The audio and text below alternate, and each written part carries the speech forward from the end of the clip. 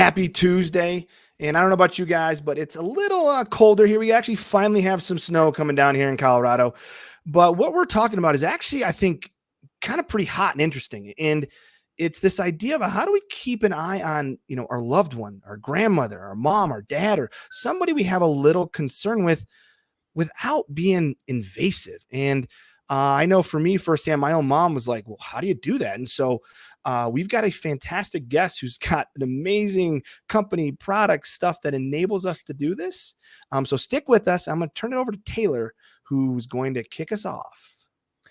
Today, we have Mr. John Robertson. John is the founder and CEO of HomeExcept, and we're excited to have him on. John, welcome to the show. Thanks, Taylor. Thanks, Francis. Great to be here. Yeah. Will you tell us a little bit about your background, a little bit about yourself? Yeah, my background was primarily has always been in sales, business development.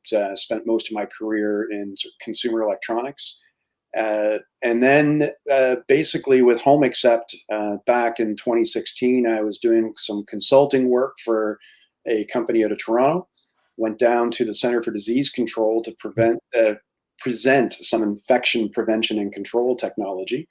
And ended up with a side conversation with one of their policy people who told me about aging in place and the silver tsunami. I'd never heard those terms before, and told me about the demographic changes and what was coming. So it just became an interest to me of going away from that and saying, okay, well, what are some of the problems? What are some of the challenges that are going to be faced with people, more and more people trying to age at home?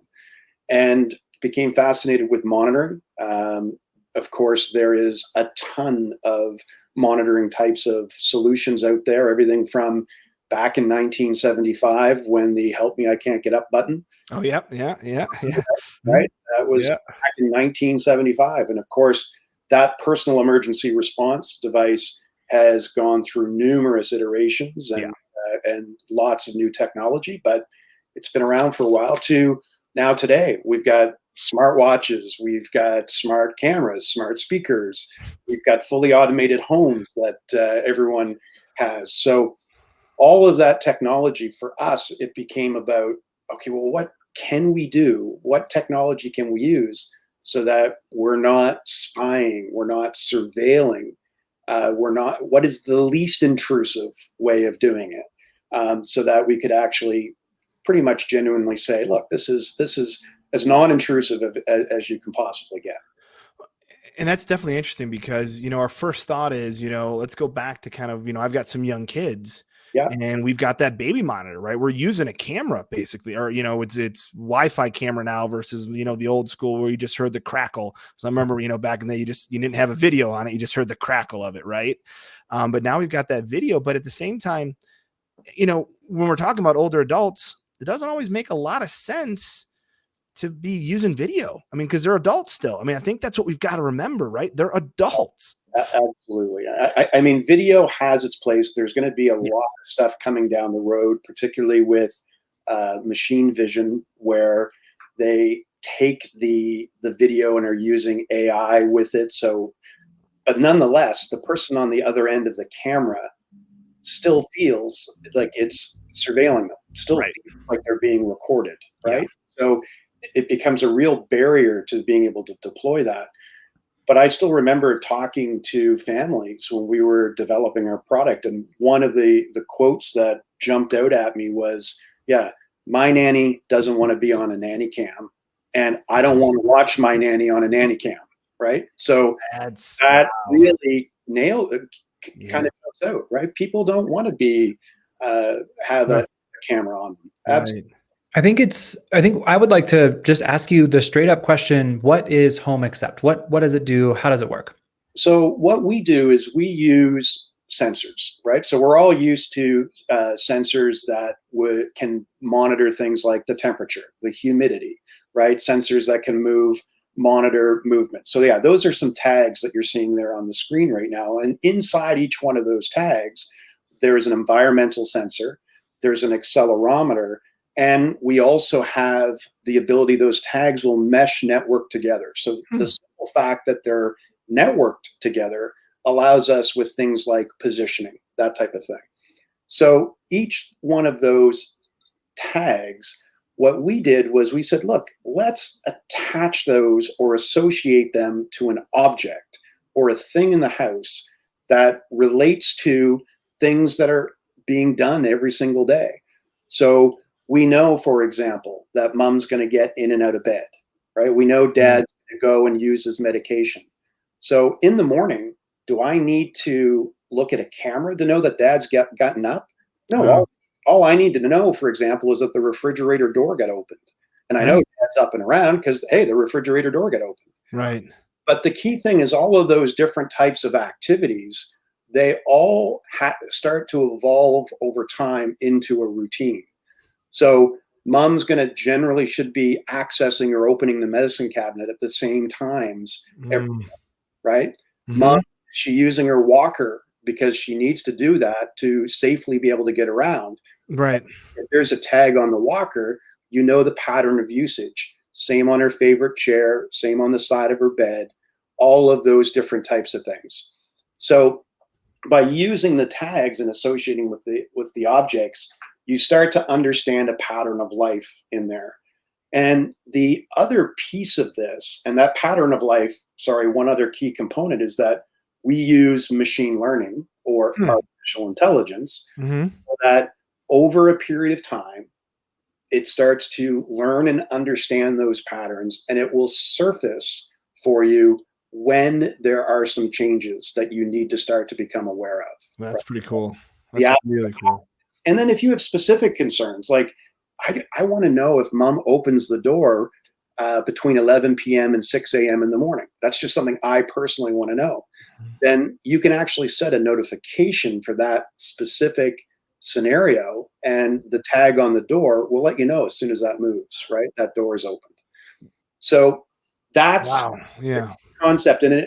And by using those objects, you're being as least invasive as you possibly can. And the other piece of it that we asked about is how much information do we as HomeExcept actually need to know about the person that's being monitored? And we realized that we really don't need to know anything. What we do is we take a mobile phone number from the subscriber, and we send them an authentication code. So when they log in the first time or when they update, they would get a 5-digit code, 2-factor authentication. And we don't need to know who or where is being monitored. They already know that. They know the context of who is being monitored. They know it's mom's place. So we don't even track the IP address, or we don't track any personal identifying information. If you wanted to connect that information to a third party, like your home care provider or your pharmacist, then we can make APIs available to allow that anonymous data to be de-anonymized for other healthcare related diagnosis by your doctor or by your provider. So truly then there is HomeExcept knows nothing other than ones and zeros, basically. I mean, I don't want to make it that simple, but that's exactly it. So we can take those sensors, but it would take the subscriber to actually authorize and say who that data belongs to. Interesting. Right? So they would actually have to say, okay, let's say it was a pharmacy. Okay, Walgreens or CVS, my pharmacist can have access to that, and then they can be able to see the changes in that pattern of life relative to maybe changes in someone's medication. And that's really cool, because that's always that first couple weeks of a new medication. How does that make somebody, I'm just thinking right now is the different factors that you can use to actually give more, real-time data to how a new med can impact someone, right? That's really powerful information. Yeah, you can go from someone who was regularly opening the fridge and cooking for themselves to now all of a sudden their meal patterns have changed, to even sleep, right? Someone getting up numerous times through the night now, or going to the bathroom more frequently. And all of those could be related to the side effects of the medication. Right. Wow. John, I have a question for you around how you include So this is all centered around obviously the older adult, right? The loved one, the resident, if you will. How do you include them, the families? How do you get everyone together to kind of sign on to something like this as a team? And because what I would feel is it is a little bit intrusive as an older adult to have these tabs sitting in my home and kind of monitoring my movement. So how have you used this to include everyone in the care circle? Yeah, so the primary user of this tends to be the family and the caregiver. Mhm. Mhm. In many cases, for the older adult, it just blends into the background. So it's entirely up to them how much they would want to be involved in this. And certainly they might say, absolutely not. I don't want you to know how many times I open my fridge, Right. right? But there can be the conversation that happens often between families comes down to, okay, well, here are our options. And there's really invasive, and then there's, okay, not so invasive, and then Right. there's accept, right? Yeah. And the way we engage the whole family is that the subscriber can add as many guests to the app as they want. So what they would do is they would go into the app, add in a mobile phone number of someone else in the family, and then that individual is going to be able to get the same notifications. So instead of just one individual having to be responsible for all of this, then what we've done is said, okay, you can have a team. You can have a circle of care that is actually there to help support the older adult while they age in place. And then when those notifications come in, we've even built a little feature in that allows you to quickly copy to the clipboard on your phone, quickly copy all the phone numbers and paste them into an SMS message. Cool. You then can send off a message so all of you can coordinate care as a group. Now, you might ask, why didn't you just build that into the app? Well, our fear in building messaging inside the app was going to be that people would start to message confidential information. So they might start to put in actually who and where the individual is, Uh, start to put in information about their medications. And now all of a sudden, we're transmitting very, very confidential yeah, that information. HIPAA personal PID stuff. Yeah. It puts us Interesting. different category again, right? Yeah. So by allowing them just to use their own SMS, so let's say it was iMessage or another encrypted type of communication platform, that then works better for them. And it's also going to work most likely for whoever else they're communicating with. Yeah. No, it's yeah, because they make the conscious choice to grab that data and send it out themselves versus an kind of an auto response from your system. That makes sense. No, we got a great comment here from Alan. I think it kind of plays in what we're talking about. Alan, is very, very timely. Obviously, John, the caregivers are beyond challenged during these COVID times, and I really think, Alan, thanks for watching. Listen, I think it's not just going to be COVID times. I think we're seeing this shift now of we've always known stress of family caregivers or caregivers in general, but now it's up to the forefront and it's only going to get worse. So I think we need solutions like HomeExcept to help, provide more tools, right? To de-stress and pride. I always say that peace of mind that goes so far, peace of mind. Well, and we were very, very conscious with COVID. I mean, actually, this was in our design even before COVID, right? So, but one of the key things that we wanted to ensure with COVID or with the setup of this is that it was absolutely as simple as possible, so Right. that we didn't have to go and set up installers. In fact, our first couple of prototypes, the biggest reason why they failed was two things: power and connectivity. So we Oh, ensure that the technology, we have the gateway that goes in, you plug it straight into the router. You don't have to connect it to Wi-Fi or anything like that. Just take an Ethernet cable, plug it into an available port on your router, and it's going to self-provision and set itself up. that's pretty cool. That's actually really cool. Right? Yeah, you're dealing with an audience that can be 85, 80 years old, 65, all the way down to the daughters and grandchildren of that family. That's a huge demographic.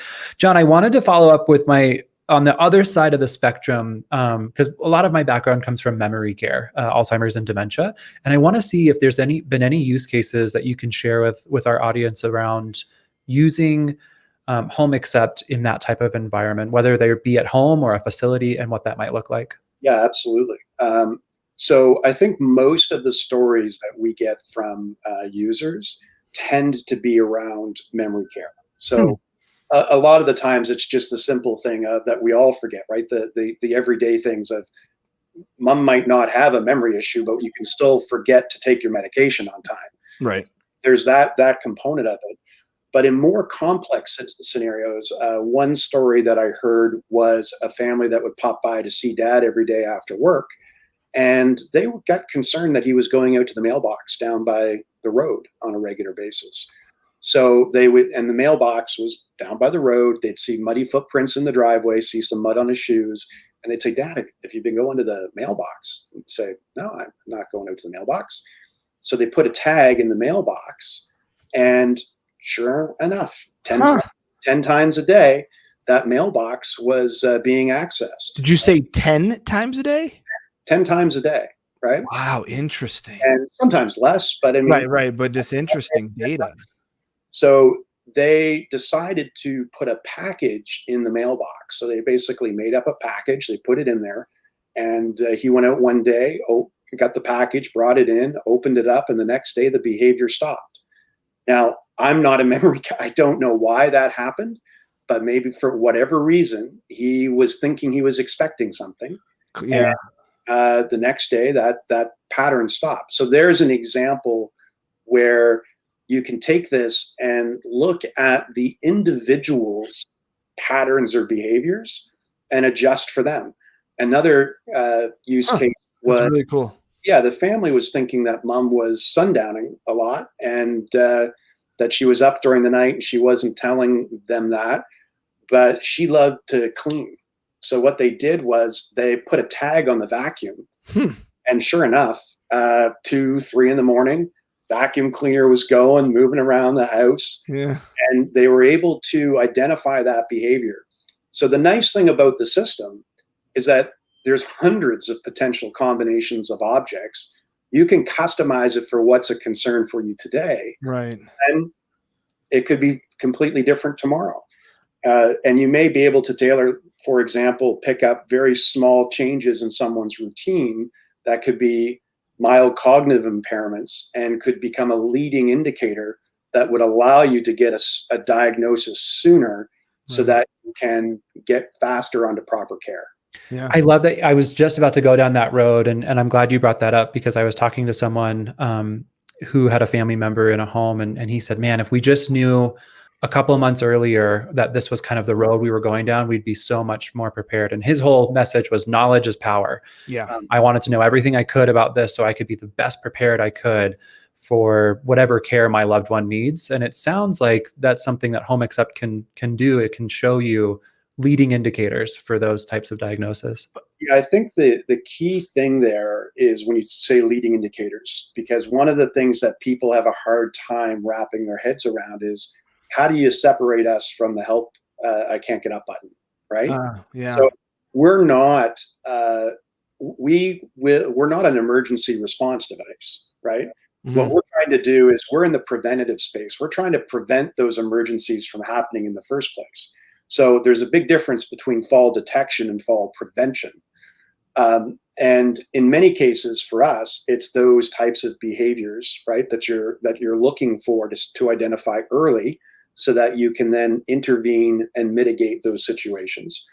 But the other thing when it comes to emergency response is that our system looks for those patterns, and when the pattern is broken, then it's going to let you know. For example, if someone had a personal emergency response device and left it hanging around the bedpost, well, that's not going to help them when they fall in the hallway and get stuck. True. Whereas right. our system is going to learn that, hey, there hasn't been any movement in here for the last 20 minutes, and there always is. And at least now you're there helping out, or someone's helping out within the hour, as opposed to having the whole day go by. Have you had any opportunities to to show this data to placement agents or administrators of facilities that are doing assessments of people needing care or a higher level of care? We are just starting down that road now, so that when you start to look at things like OASIS assessments as an example, Mm-hmm. okay, you're into a 90-day post-acute type of scenario where someone is getting an OASIS assessment done every 2 weeks, but well, what happens between those OASIS assessments, right? What are the trends? So that's exactly the type of thing where we want to take this next, is to start to complement that so that there can be that pattern of life data in between those assessments. So now all of a sudden you've got a full 90 days worth of data. You've got both the actual OASIS assessment, and then you have got the additional completely objective data, no subjectivity in data, right? It's Right. Yeah. It's Right. black and white. Francis, I know you have a question coming up here. I want to cap this off a little Yeah. bit Please. around No. I think, no, please. around looking at the entire person as well. I think it's so important to not only, they were just going to, you can see that behavior of just going to the mailbox, right? But you can also see a behavior of going to the fridge 10 or 12 times within a couple of hours. But you're starting to look at more of the entire person, the entire behavior, and not just one piece at a time. And I think that is a huge benefit. I think it's fantastic, because we're finally not just going to get that hour or two assessment, right? That some clinician might do. You're going to get maybe months of data, right? Of patterns of likes and dislikes that are coming through data, which, Taylor, I think that would only make assessment stronger, right? More valid, give, clinicians and healthcare providers the opportunity to be even more successful, have better care outcomes with their patient, their resident, whoever that may be. So yeah, I think it's awesome. And I want to get a question here, because this is actually a really good question from Depeche. If I pronounce your name, I'm so sorry. Pronounce it wrong, I'm so sorry. When there are so many use cases of this, why just mainly target to the elderly? So we have to, you're right. I mean, there are so many use cases.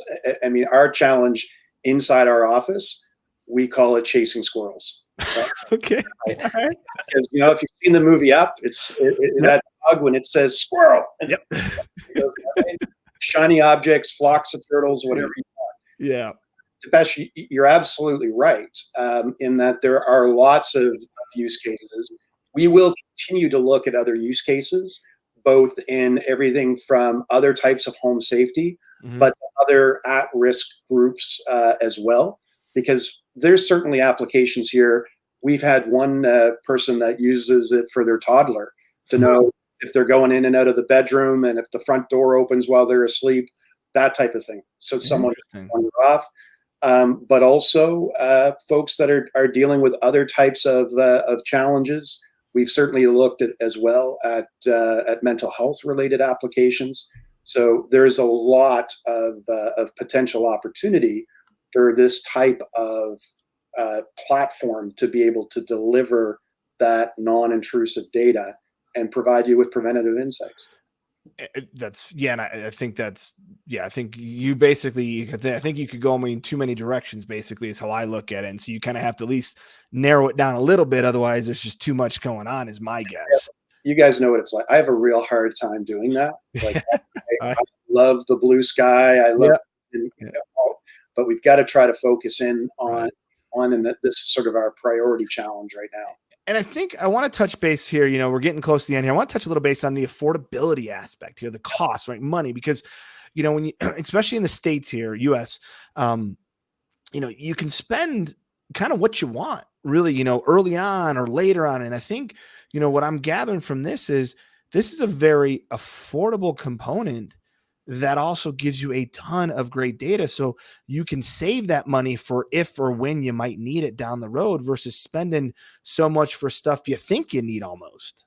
Yeah, no, absolutely. I mean, when we initially started to develop the product, we had to spend a lot of time doing an analysis on what is the price sensitivity out there, right? So for us, when we looked at it, we said, okay, at $45 a month, then you're kind of still even below a basic personal emergency response device type system, and you're providing a lot more. You've also got to be careful that you don't want people looking at it like, oh my God, that's as much as a cell phone, or Right. those basic things. But certainly what we have found is that, I mean, for us, the most important piece is scale, right? So the more of these that we can make accessible, the more data that comes in, even though it's anonymous data, then the better our algorithms get around the objects that people are tracking, the better that ecosystem gets. So I would sooner have millions of data points, right, and millions of devices out there than pricing a lot of people out of the market. So that even when you're looking at something like a health insurance, so whether it's Medicaid or Medicare, if there is truly a value in here, right, in preventing rehospitalizations, improving outcomes, then $500 a year investment for a system like this, where you don't have to cross the privacy hurdle, Right. then that is real value to the whole system overall. Yeah, I would hope so. If someone doesn't agree with that, then I think we need to really look at those numbers, because like Taylor said, going back to Taylor's comment, just the information we're collecting on the whole person, the whole day, that is, I think, is almost invaluable when it comes to how we provide care at any level, no matter if it's medical or personal care or whatever in between. Yeah, no, absolutely. And that is really what it is. It's that behavioral component, right? It's one thing when we talk about remote patient monitoring, right? Which in the space right now, that's the buzzword, because of course, Yep. to see the doctor. Yep. But I mean, remote patient monitoring means, okay, I can take your weight, get your blood pressure, maybe get your blood glucose, get your pulse ox, that kind of information. Well, there's no behavioral information there, right? There's nothing. What are you going to do to know if someone's, like you said, Taylor, earlier, spending 7 hours sitting in the chair, right? That type of thing. So that really can help give you that much more holistic look at the individual. Yeah. John, I'm going to move on to our next section here. We love to ask all of our guests that we have on the show, who is a Maverick? Who do you consider to be a Maverick in your life, and why? Oh my goodness, you asked me that question the sort of you had me actually prepare. Think about it. Yeah, well, that was it's an important one for us. Blown right out of my head as to what I even said. But you know, I'm going to put the word Mavericks. Okay. I'm actually going to pluralize right now, because I just think that the frontline caregivers in this space right now, it has been unbelievable. And particularly when you look at the economic impact right now on female caregivers that have had to try to balance caregiving of children, their jobs, and their parents. And I mean, that's just a statistical fact that when we look at it, and I mean, they're absolute heroes right now. And in many cases, a lot of them have had to give up jobs because of those types of demands. And for those that are fighting their way through that, it's absolutely unbelievable what they've had to go through. So they're the real Mavericks out there, I think, right now. I think that's well said. Yeah, well said. John, huge thank you for you being here. But what kind of action do you want our listeners to take? Because we're pretty action based here. So what would be kind of that action you want some people to take? Well, I think that I mean, there's a lot of people out there right now that they just need help, right? Yeah. They need some kindness. They need some assistance. This is a really, really difficult time for everybody. Mm-hmm. There's many folks that are lucky, and if you're a lucky one, help out some folks that have not been as lucky. And certainly in the caring space for older adults, there is a lot of very, very vulnerable individuals out there at the moment. Yeah. Anything that you can do within the restrictions of this unfortunate COVID reality even if it means going and sitting out on someone's front lawn with a lawn chair, having a I conversation love that. Yeah. right through the window with them. Yeah. That's awesome. Just do that, right? That's And I think that would be completely awesome. Yeah, that's beautiful. I think just Agreed. show a little kindness. I love that. Show a little kindness to each other. And I think that kindness can go a long way. So Absolutely. again, wonderful. And I'm going to kind of share kind of how people can get in contact with you. So if they want to learn more, they're free to reach out and email you. Right. And Absolutely. You can email me directly, and myself, my team, we're happy to chat with individuals and talk to them about how the system can help them, and even just listen to their stories. We love to hear the stories, and we certainly post a lot of those and feature them on our social feeds and things like that as well. Yeah, and we'll have all these in the comments in the show notes, their website, all that stuff as well too, in our show notes as well as in our comment section, so they can link over to your Facebook page, social media components as well as your website. So, I definitely encourage people to go learn a little bit more. Kind of get out of your comfort zone. One of my focuses has been for 2021 is be comfortable being uncomfortable, and I think we're in that time right now of it's time to kind of get outside of our comfort zone and see what we can learn and do and impact others in a positive way. So John, I can't thank you enough for taking time to be here and sharing your incredible work. So thank you. Thank you, John. We appreciate it. Thank you, Taylor, very much. It was enjoyable. Thank you for the invite, and hope to come back again sometime. Yeah, absolutely. We'll definitely have to get you back on a follow-up update here, a few months to see how things are progressing. So until next week, stay healthy, stay safe. And as John said, be kind, do some kindness to somebody else. Have a great rest of your week.